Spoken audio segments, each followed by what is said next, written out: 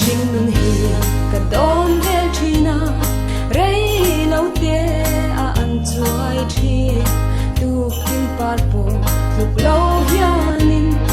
lei moi na zong in ka boy thi lei pa tu na ka char ta che beng na sia na mai lo vi i du ang in min pangang che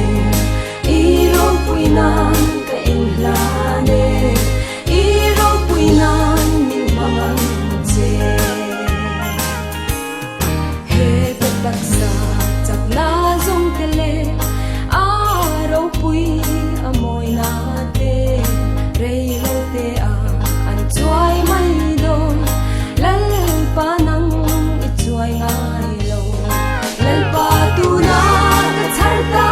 che beng na sia na mai lo vi i du ang in min pangang che i ro pui na ka in la ne i ro pui na min pangang che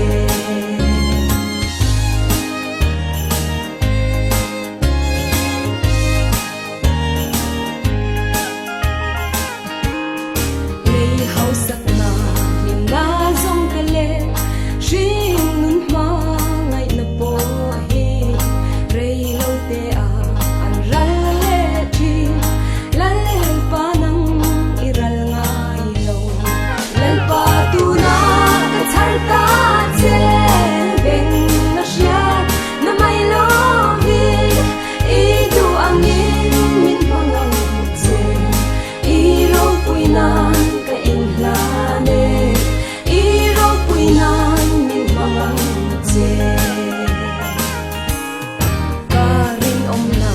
ka chel na te le ka in pe thanem ngai na rei lo te a an top mai thi lal pa min top san ngai lo